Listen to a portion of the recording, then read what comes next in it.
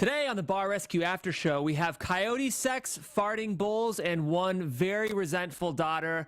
We have so much to talk about here on the Bar Rescue After Show, so stay tuned. You're tuned in to AfterBuzz TV, the ESPN of TV talk. Now, let the buzz begin. Ladies and gentlemen, welcome to the Bar Rescue After Show here on AfterBuzz TV. If you guys are tuning in on the YouTube, you can see that I finally have my co-captain back in his seat. Keven, it's so great to have you back. I love this show. I do such a good episode. I think so many years into it, I'm still talking out loud to the TV, embarrassing myself. I almost feel like we should be doing watch-alongs for this show because Keven and I watch it together, guys, and you know what? The thing you have to give this show credit for is it's producing interesting, unpredictable moments of television. Yeah, it is. And that's hard to do nowadays, you know? It's so hard. It's a well-produced show. I mean, how do you... I don't really think they could let a possum... release a possum to go through a bar set. As great as that is. It was so great. And they even had his hiding place. A little the hole in the wall. That's what's so great about this show is no matter what formula you'll be getting, they're always breaking the rules. And you know you're going to get at least one or two shocking moments on a show like this, which is so great. Of course, guys, the show we're talking about is Bar Rescue. Paramount Network's hit their bread and butter, and if you guys haven't tuned into this after show before, we are the AfterBuzz TV after show for Bar Rescue, where Keven Undergaro and I come here every week to obsess over this show just as much as you are. Today we're covering Season 6, Episode 35, which is crazy. It's the Tipsy Bowl, which was renamed from the China Grove Trading Post, and we're talking all about that episode today. We will not only be talking about the episode, but we do have some Bar Rescue updates. Things aren't looking great for this bar as they have been for the last three. Sadly. So we'll be talking about that as well as our Taffer takeaways, and we're so excited to get into all of it. Really quickly, guys, my name is Jeff Graham. Thank you so much for tuning in, and of course, the Keven master. Undergaro and yes, Jeff Graham, a.k.a. Jeff Scam. We also have some kind of Bar Rescue news. We do. That we should tease as well. Yeah, it's been an interesting especially with the last 3 episodes, there's some interesting feelings around the Bar Rescue community. I have some comments on the Bar Rescue update page, sort of with the fans saying how they feel about all of this. So we'll be getting into all that later in the show. We can't wait to because we're just as obsessed with the show as you guys are. Before all of that, though, Keven, what were your overall thoughts on this episode? I was excited at, I always go back to the construction. That's my favorite part is the renovations. And when I saw the outside, I was excited because I bum out when it's in a mini mall and we're limited. And my favorite Bar Rescue are the ones where John is allowed to be super creative. Yeah, I hear you. I just was excited when I saw the bones of this. The outside looked great. It looked like they could do something really special with. And then I saw Megan, the daughter, and that staff, and also was excited because, just amazingly horrible. Amazingly horrible. Yeah, this was a great episode. I feel like this was an episode with a lot of potential, and it reached most of its potential. It was great. I think you said earlier, I think we needed more Megan. I think we needed more Megan, especially. Yeah.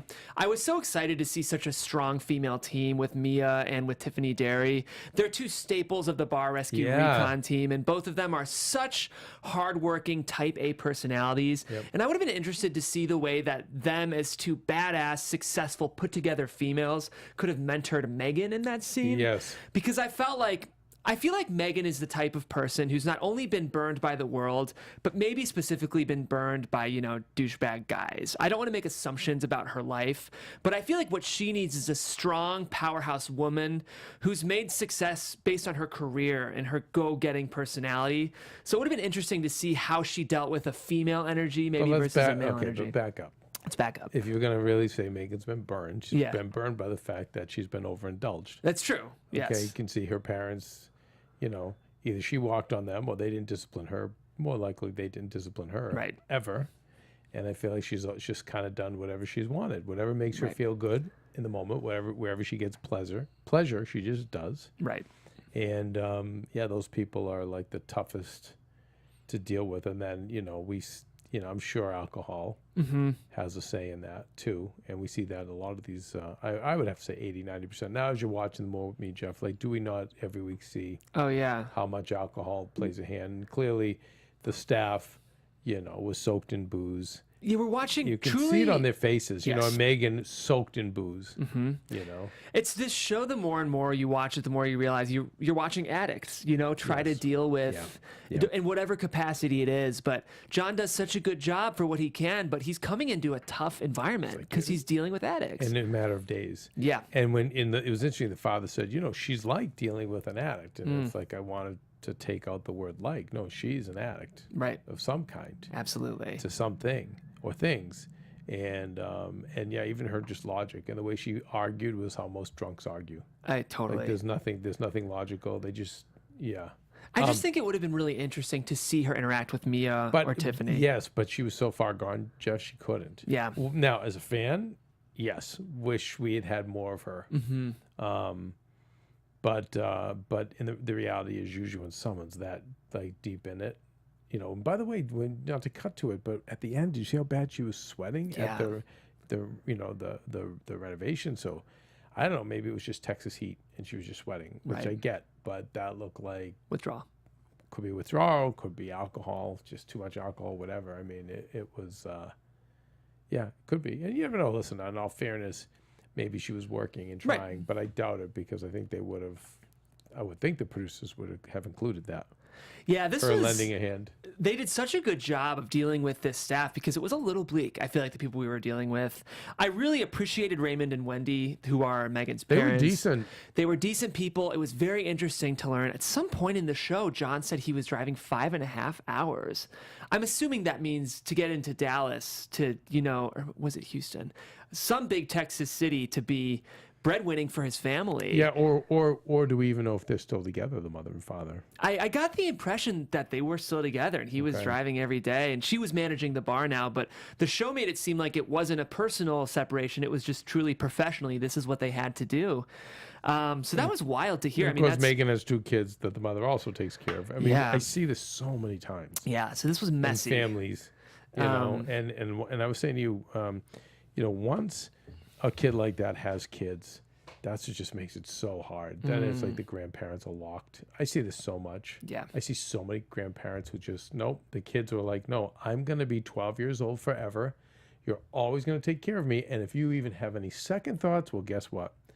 I'm going to bring some grandchildren to make sure I'm going to be 12 forever. Wow. So you're going to have to always take care of me and take care of them. And then the parents feel bad for they're attached to the grandkids. Right. That's They don't want to let the grandkids down. So that's like, where do you draw the line? Especially because then it's your family. It just gets complicated, doesn't it? So complicated, so hard to go, you know what, you got to back off. And listen, I think John did his best with this, the best he could. He did a great job because in general, this staff, I think, was a bit devoid of passion. I think John, Mia, and Tiffany really had to come in here and try to bring some life into these bartenders. Listen, when you medicate, I was telling you that before, it's like when someone's drinking a lot or drugging or whatever, it's just really hard to see any kind of passion. Yeah. It just invites such darkness to excess. I mean, on the surface, it all looks, I see like people in Vegas fist pumping and I'm like, I wish I could be them. And you've heard me say it on this show. Like, I wish I could be there drinking and having fun with all of them, but that's the surface end of it. Right. The reality is the people that are living that life in an ongoing way, it's too much. It gets dark quickly. Yes. But that was what I appreciated, was having this team with Mia, Tiffany, and John. They really did what they could here. Yeah, I agree though. With Tiffany and Mia, and Mia's my favorite. Her, Phil, and Lisa Maria, my favorite mixologist, and Tiffany's amongst my favorite in the kitchen. And you're right, they were perfect for this. Right, they were. It was fun because we were sort of lacking the passion among the staff. I appreciated the moment when we brought Brandon in, who is Megan's older brother. Let me make sure I have that name right. Yeah, it was Brandon. That was a cool moment to see. It does show how much there is to be said about the types of people you're dealing with.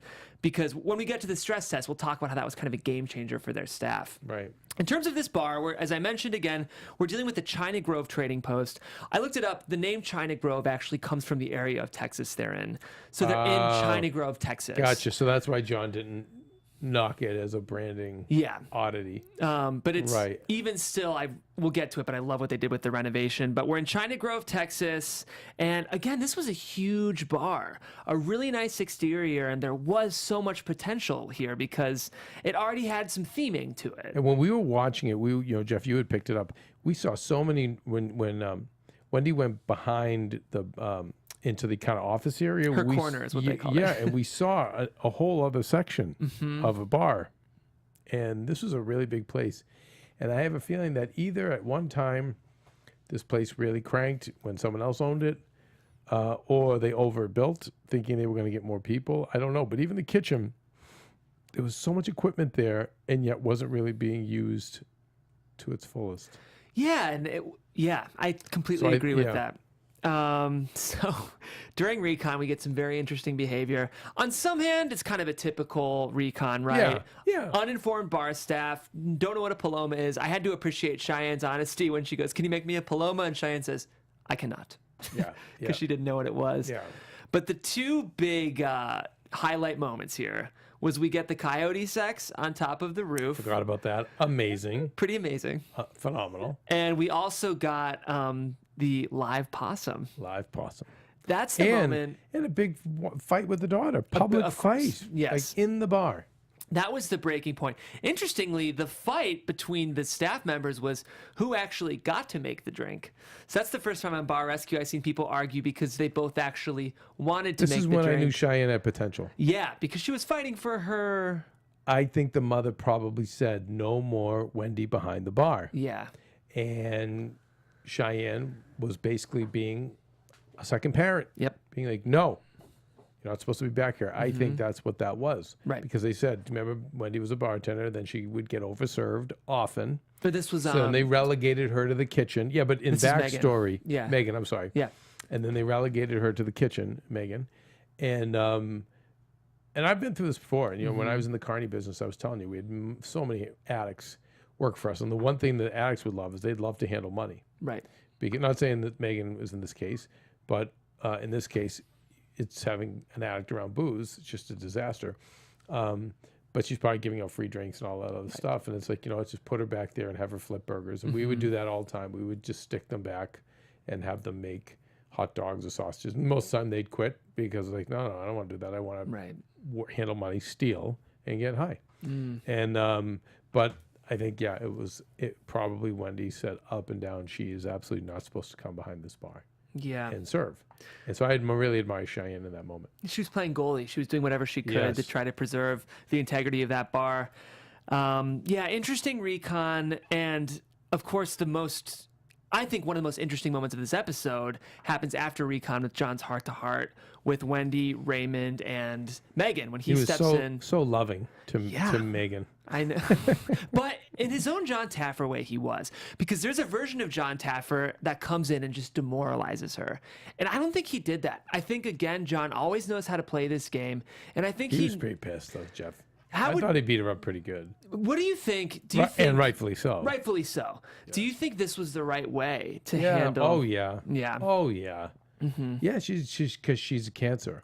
Yeah. And what happens is, and I just love how he handled it, and it's great for business people who, if you don't have the courage to part ways with somebody, which is really sad if you don't. I have been there many, many times to my own detriment and to the detriment of actually other good people who want to rise. And them. But you even can't those rise. bad people. And even the bad people to their detriment. Right. Because they're never going to get better. And but I like the idea of putting a pin in it, as they say, which is just like, let's just take a little break. Let's recalibrate.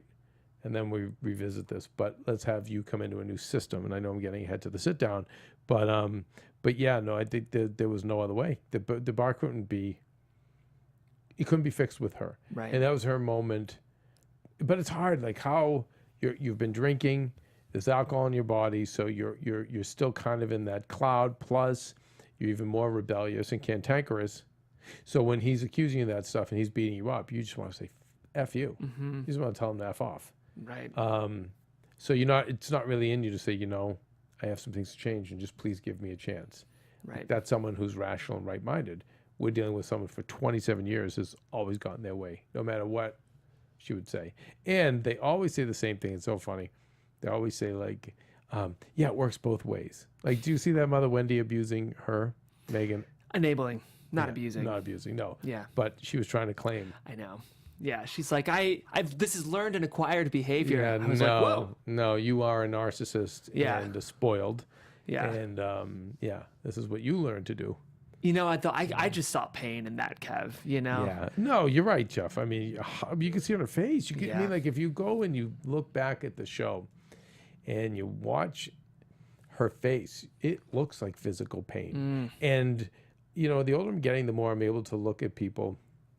And a lot of times it's the addicts, but you can see this kind of permanent scowl on their face. You ever notice that? Yep. Do you remember we were looking at some of the bar staff and I was showing you? Yeah. Just kind of that little miserable, like, and you can see it. It's obvious. Yeah, it's a visible brokenness in these people. I totally saw it. There was kind of a permanent scowl. Just darkness. It was a bit of a darkness. Yes. We did get the classic bar rescue storm away, videotaped as she walked down the median of a highway. Yeah. Standard classic bar rescue trope. I love Always here for the it. lonely guy walk. Yes. I'll try to date myself, but the Dr. David Banner walk away on the Incredible Hulk. Oh yeah, I mean, I Just know needs the a bag Marvel over David her shoulder, just as she, leaves town. before hulking out. Yes. Well, no, it's after all the damage that's is right. done. After you Yeah, come down. always leaves alone. Yeah. Can't be with anybody. Can't ever have friends. Well, let's go ahead. We're going to get into, of course, the transformation of the bar, both with the staff and physically. But I want to quickly let you guys know a little bit more about the network before we do. Guys, we are AfterBuzz TV. We are the ESPN of TV talk, and we are so happy that you are tuned into our after shows right now. We are just as obsessed with television as you guys are. I know growing up, I was the kind of person who loved TV and was always looking for my crazy tribe who also loved TV as much as I did. And guys, that's what AfterBuzz TV is. We are a group of talented and excited super fans who are here to see you and support you and talk about every single show on television with you. We cover everything. We cover shows like Bar Rescue, but we also cover prestige scripted shows like, of course, Game of Thrones. We cover Yellowstone, Billions, which Keven covers. Yes. And we cover soap operas, guys. We are a non-discriminatory network with our hosts and with what we cover, and we're so thankful that you're tuned into our shows. We urge you guys to check out some of our other after shows, but we also urge you guys to hop on iTunes and give us those 5 stars on iTunes. You don't know how much that does for our shows when you guys do that. It boosts our shows up on iTunes and actually helps us become more searchable. And we do this we do this for free, guys. We do this almost in a missional way because we love TV just as much as you do. So if you guys could hop on iTunes and give us those 5 stars, it really truly does help. It takes Michael Klaus, one of our co-producers, timed it. It takes 5 seconds to do it. Wow. I know, but it helps us more than you guys know. And we will read your reviews on air. I've been checking our iTunes reviews. So if you guys want to hop on iTunes and do that for us, please do. You can also comment down below in this video if you're watching on the YouTube, and we will respond to you guys. So thank you for being super fans, and thank you for helping us continue to be the ESPN of TV talk. And if you're one of the owners of the bar, which a lot of the owners and the staff watch, we're sorry. We apologize We don't mean for to. what we've said and what we will say on the show. Sorry. Okay, so And thank you for giving us the entertainment. Absolutely. And you know what? Thanks for giving us great TV. It's very true. All right, so Mia Mastriani and Tiffany Derry come in to give us some suggestions for new cocktails. Mia really did her best to amp up this bar staff. She brought dry erase boards in. When is it okay to drink? Never, or I guess it's not okay. Yeah. Were the 2 answers we got. A for honesty. A for honesty. I like that Mia at least gave Cheyenne that A. She gives them a nice kind of gin cocktail here with an orange and grenadine. Yeah. Little complicated. I know you get so into this part, Jeff, but it's just when they start getting complicated, I get nervous because I just know that these are teams that cannot execute. Right. Yeah, which we saw during the stress test. Because I will say, Tiffany is one of our most excited personalities behind in the kitchen. I don't know if you got to catch the episode where they were working with the Las Vegas students, but that was when we really got to see Tiffany in her prime, and she's an amazing chef. Oh, she's unbelievable. How did you feel about these nachos? I was surprised because they've always criticized on this show the canned cheese, which is what that looked like. Yes. And I don't know if they didn't have the grill capacity, if it wasn't worth investing in an oven. I don't know. I don't know what the choice was. I want to ask John. Yeah, absolutely. What was the choice to go with just cheap nachos. Yeah. 7-Eleven. Interesting. I mean, she spruced them up. Yeah, And the then- pickled onions. And when we get to the the real menu, you can see where Tiffany, like, okay, she showed she that she shines. was a baller. But I was surprised, yeah. Yeah. Well, let's get into this stress test. The first thing we hear, Cheyenne, as everyone's coming in, this is gonna suck. Yeah. Which gave you a general umbrella look at how this staff feels about work, right? We talk all the time, Kev, about how there's really two ways to look at your job. You can view it as an opportunity to really make something cool and grow, or you can view it as a burden. And I think this staff was predisposed to looking at challenges as burdens rather than something exciting. So going into this stress test, we weren't in great shape, except for the fact that Megan's sister... Megan's brother, and presumably Wendy and Raymond's son, came in and really had a different attitude. Yeah, he's like, I always loved to cook. I love cooking. Yeah. Bring him back here, and he's crushing the nachos back there. Yeah. And the thing I would love about Bar Rescue, some reality shows don't do this. They acknowledge when things are going well. So John is able to say, the stress test isn't going well, but Brandon's doing a great job back in the kitchen. Yeah, the pre-program shows everything's bad. Yep. And everything's amazing. Yeah. And I love that. It's really, because you feel like you're getting an honest... It's authentic. Yeah. But the bar, as always, is not going well. The staff just can't handle it. No. And the thing I appreciate about Mia here was she was able to acknowledge that there's a level of competency here that's lacking, but there's also just a lack of training. These Mia's women, so good. She's so good. Such a good mixologist, such a good teacher, and she's so clear and she articulates so well. Yeah. So this is in some ways a pretty standard stress test. Yeah, standard. Things don't go well. John shuts down the bar. Yeah, standard. Which gives us the chance for round 2 on our menu. Yeah. What was interesting was this was kind of integrated with the look at the blueprints in the area. I've never seen it formatted like this. So as John is looking at the area, he's looking at China Grove, Texas. He's talking about the demographics. They're discussing the menu, and these new recipes and cocktails are like interstitials during this scene. Kind of cool. Again, it's Bar Rescue changing up the format and the formula. Yeah, and I think it was nice that Mia mentioned the photos and taking photos of pictures. Yes. And then John mentioned that later. And I think that's so important. So it's so smart. It's really smart. Social media has really, really redefined how business should be conducted. Yeah. We're learning that here, Kev. I mean, if you guys look at our social media, we've done a huge revamp of all of our platforms.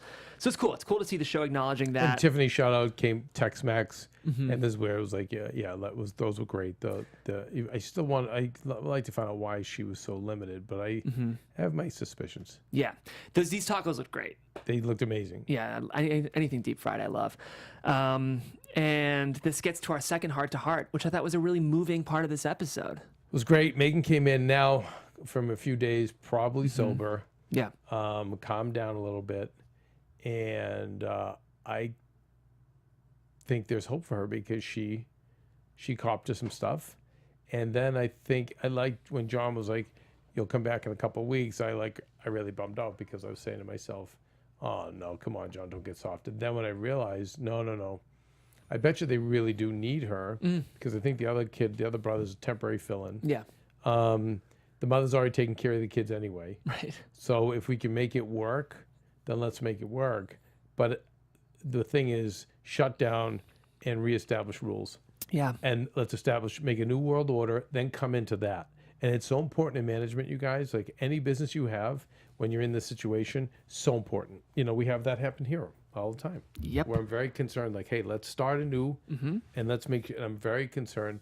I know J-Lo, you're in the booth right now, and you're new here at AfterBuzz, but I'm like very concerned with J-Lo, Ryan. We have some new people here, and I'm very concerned about the platform they're coming into, and making sure that platform is consistent and set up. So for success, and then it sets them up for success. Work culture is such a huge part of the success of a business. Yeah, huge. And Megan, as John mentioned, was a cancer to not only the business but the culture of the. Yes. So it's really smart for them to pull the Pull cancer out the out. Get through chemo, get everything out, clean and then, out Dodge, and then come into this is how we do things. Yep. Here's where we put things. Here's how we now. Absolutely. Here's our menu. Here's our uniforms. Yeah. It's cool. It's one of those moments in Bar Rescue where you kind of can create these moving moments of television because you're dealing with real stakes, real families, real jobs. So this was a moving part of the episode, and seeing great. Both mother and daughter reconcile was pretty cool here. And then we get this renovation. And there was a lot of stuff I really liked about this renovation. I liked it at the beginning because we got to see big giant place redone, and which ends up being more work for them, but it's just great as a fan. I loved it. I love the sign. Yes. With the bull, and you know, and I think I've mentioned this to John before, but I would like to see. I like when we see not just cool renovations, but inside those cool renovations are cool innovations. So when we do something like, hey, let's come and ring the sign, you know, I think that is such a great gimmick, you know, because I mean, look at like the front. It looked like an old Western bar, you know, like it looked exactly like when you see old Western sets from movies. Like, how do you not do something with that? Wraparound porch. Yeah. And so I love it. And the name Tipsy Bull, great. It's great and name. A big sign, Tex-Mex, perfect, really legible. It's nice when the renovation really zeroes in on a theme. You know, it's a tipsy bowl. When you pull the sign, it tips. People are But drinking. even that innovation. Yeah, That's what I love. the return on investment for that is so great. You know, it's just a rope that's moving and a sign. that's all but- it is. It's just a rope moving a sign, but it's that extra bit of thought Yep. that you put into your business. I always admire that when I see business owners who do that, but I love it when we do it on Bar Rescue, and I bum out the times we can't. So I love seeing that. And then when we went inside, I love the Texas stars everywhere. I mean, it looked like they kept the woodwork in there and they just kind of freshened it up with lacquer. Yeah. But then it was a lot of star themes and obviously cleaning up and putting in the taps. We both were, at first I liked the farting bull, and then because you had asked me if I liked it, and I was excited because it was different, it was innovation. Right. But then I think that, you know, flatulence in a bar around food kind of conjures It's tough. bad thoughts. I think in my mind, there wasn't enough of a jokey bar to have that joke. I feel like if You you're know going to what? have gimmicks, It should have been the opposite, meaning it should have been the head of the bull and out of his nostrils, Totally. the steam. And it's midnight. We got to keep going. We got another 2 hours of drinking, I like that. and out comes the steam. Yeah. So, you know, again, it's like, so yeah. I mean, I would say that was. I wouldn't say it was a fail because I liked the innovation, but yeah, I think that could have made it better. Maybe not tonally exactly what we want for this bar specifically. Right. Well, overall, we loved the renovation, and we do have a ton of juicy updates. But Should we do Kev, updates or news? and we can anything else before? And No. Okay, great. No. Let's go ahead and move on to some. I think we can kind of combine updates and news, right? 'Cause Okay, it's all sure. closely tied. So That's let's what you get wanna that do, drop Jeff. going. So this Bar Rescue update kind of factors into a bigger trend that's been happening with the last 3 or 4 episodes of Bar Rescue. First, let's talk about where the Tipsy Bowl stands. So, RIP, we're doing another post-mortem, guys, for another bar. The Tipsy Bowl is unfortunately closed. We do have some positive reviews. Fans have said that I can't say enough about the outstanding service and friendly atmosphere. Lisa does an amazing job and makes the best Blue Hawaiians ever. And you know what? No real negative reviews here. So, well, what we know is that this was back in 2018. Yeah. Was the renovation. The increase in sales, it did increase from the time John renovated it, but not significantly enough to save the place. And this is kind of a trend that's been happening with the last 3 or 4 episodes of Bar Rescue. And there's been some public posting online from disgruntled bar owners. I'll be interested to get your take on this. But before Kev. we get into that, Yeah. let's continue to update with the bar. 'Cause Yeah, absolutely. I know Megan put up a post about them closing, and you know that's been bittersweet. There's been ups and downs, and come in Friday and Saturday night, and then at the 2:00, I think, on the Sunday following. Yeah. Back in 18. They were closing the doors for good. It's a great point. So let's get into the specifics of this Yes. bar. In October 2018, it did unfortunately close. Megan did post online. The rumors are true. The China Grove Trading Post, a.k.a. the Tipsy Bowl, is closing. It's Saturday at 2 a.m. Our doors will lock and we will not reopen. It's been a long road, good times, bad times, and all the in-betweens. It's bittersweet as we say our goodbyes, but we appreciate everyone being a part of our lives. Interesting, no mention of Bar Rescue in that. You know, it's a classy way to close the doors. Yeah. But I don't know. You'd kind of expect maybe something. Thank you to the Bar Rescue team. Well, or- yeah, I don't. Why would they be thankful if they were closing? I'm sure. You know, Yeah. you're already dealing with Right. You know, At that and Megan, point. who's not wasn't the happiest elf yeah. to begin with. Interestingly, it does look like ownership has changed. A new bar in that location opened in March 2019. The new bar is called Mr. Jim's Trading Post, so they kept some of the old name. They did. They had a viewing party last night for the show for Bar Rescue, and all the bones of the bar are the same. Other than they changed the sign. I didn't see any pictures of the bull on the online, but it seems like they were able to take advantage of what was gone. Which is good. I'm glad at least to see that location's not going to waste, right? Because it's a really cool location.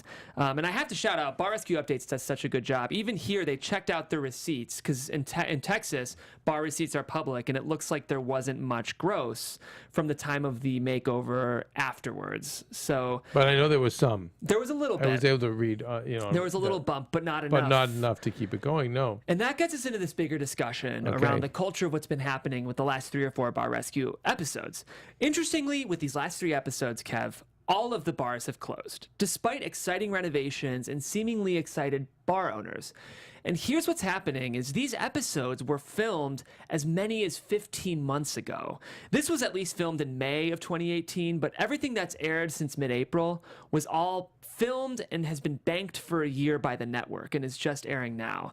And a couple weeks ago, we had a bar owner who's posted a really frustrated and disgruntled rant as he closed and said, "When I agreed to do this, I was promised by Paramount that this episode would be airing within 6 weeks of my show. And that promotion, that ability to have our bar featured on a national platform is the primary reason we agreed to do this, have this journey displayed on TV. But the fact that you've held it inside of the production company and haven't aired it for a year is what's ruined our ability to promote like we need to. So it's actually Bar Rescue's fault for not coming forward with the promises they made by airing it a year later and not giving these bar owners the promotion they need to succeed." Do you think there's any merit to that argument? Merit in terms of the promotion could have kept the business going. Merit, but that's kind of where it ends because, this is that's so much red tape with a Paramount. I mean, Paramount with that giant network, and not only the network, but such a big brand and studio. Right. They're not really concerned about. They're concerned of when to put these episodes on. When does it make the most sense? Ad sales. And, when's it going to get them the most bang for their buck? So, and who knows? When it changed from Spike to Paramount, there was talk in the business. Are they going? And they were saying they want to become HBO. Interesting. So at least I know internally.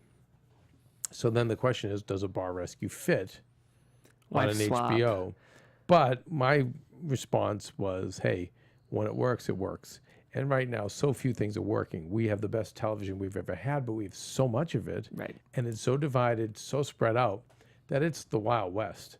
So if you have something that works, you stick with it as long as you can. And so that's why I was confident they would. And I think, obviously now Wife Swap, same thing. That was a proven brand that works. Now take it off of network, go to cable. Maybe you can make it a little bit more, put some teeth into it. Maybe more like what TLC does with 90 Day Fiance and those shows. But yeah, anyway, long story short. Well, it's an interesting discussion. It's too bad. It's too bad. Yeah. I mean, still over half the bars John serviced are still in business. Yeah. But it's sad with the last 3. It's always a bummer. It's always a bummer because they do such beautiful things with these bars. But I'd be very curious to hear what you guys think in the comments. Some of the comments about this issue were very interesting on the Bar Rescue Updates website. Really quick, Tyler says, "I feel for some of these failing bar owners waiting over a year for the episode to air when they barely scrape by, hoping that the advertising will get people through the door." But then, K-Mac comes back and says, well, they were already out $150K. The chances of survival were slim with this team as it is. So I'd be very curious to hear what you guys think. We know we have a lot of fans listening to this after show, so comment down below with your thoughts. Kev, I think we got to get out of here, but we have to go. And I didn't catch a preview for next week. I didn't either. I think we might be off next week, guys. But if we are, and we will definitely be here, guys. We're here every Monday at 2 p.m. And we're just such nerds for this show. Yeah. We love Bar Rescue. We know you do too. It's embarrassing almost. I mean, you know what though? This is AfterBuzz TV is like the safe place. It is for TV lovers, It's a safe space to admit. I was in Vegas this weekend and I didn't see John Taffer's from Vegas, and I should have seen if he was around. Yeah. And with people that are in finance, and one of the most amusing things was talking about Game of Thrones, Billions, 90 Day Fiance, Married at First Sight. Just four random shows came up in a conversation about 15 people in one of those tents poolside. And when I tell you, this room of diverse people who are just money people, you know, not that they all came from money, but they were all, their life was money. Right. Finance, investment. Everyone had something to say. Oh my God, the Khaleesi's going to do this, and this is what's going to happen over here, and I'm obsessed with 90 Day, and you got to check this out. If you think that's good, check that. And it's like, that's what TV discussion does. That's what AfterBuzz does. Yes. And certainly that's what Bar Rescue does. So Bar Rescue does, and we'll be here next Monday at 2 p.m. covering it, guys. We thank you so much for tuning in. Again, this has been the Bar Rescue After Show, one of 150 after shows that we produce here at the network. So we thank you for tuning in. If you guys want to catch up with me on Twitter, you can do that at Jeffrey C. Graham. I'd be happy to share my thoughts with you. I'm just as much of a nerd for this stuff as you are. So catch me on Twitter there. Kev, how about you? Catch me outside, Dr. Phil. How about that? How about that? How about that? How about that? You guys can find Keven at Undergaro, and I'd recommend you do because he's got a lot of cool stuff he's doing. Yeah, I don't really use, no, I shouldn't say that. I know. I'm not on social media a lot, but... both of us are working on it, though. But you have to check out Kevin's podcast, The Tomorrow Show, because not only is it him, but he's surrounded by a group of also really talented hosts. And I do think there's some thematic crossover. I think there is. With that show and this show. I so think you guys, there is. That's Wednesdays at 7 p.m. on Sam Roberts' YouTube channel, Not Sam. Check that out. And guys, we'll be here next week. Thank you Jeff, so much Jeff, wait. What do you do on AfterBuzz? What other shows? I should promote because tonight, Keven. What do we got? I am back for the season premiere of The Bachelorette. Oh my God. Which is the biggest thing that happens in television. It's huge. You're right. It is. And it's a great I'm glad you example. reminded me because I got to watch tonight too. So good. If you guys the don't watch wife. The Bachelorette, you're a reality TV fan. I will say it is some of the best television on that you can catch. And I'm going to give a shout out to my Billions co-hosts, Nadine Della Pella and Regina over there on doing Billions. I have not been able to sit in with them, but if you're a Billions fan, know that the creators of the show and the cast watch our show. Absolutely. So it's really flattering. That's how good our Billions After Show is. That's what we do, guys. We love you. We love TV, and we'll see you next week here on AfterBuzz TV. Our founder, Keven Undergaro, and me, Maria Menounos, would like to thank you for tuning in to AfterBuzz TV. Remember, we're not just the first, we're the biggest in the world, and we're the only destination for all your favorite TV shows. Whatever you crave, we've got it. So go to AfterBuzzTV.com and check out our lineup. Buzz you later. The views expressed herein are those of the hosts only and do not necessarily reflect the views of AfterBuzz TV or its owners or principals.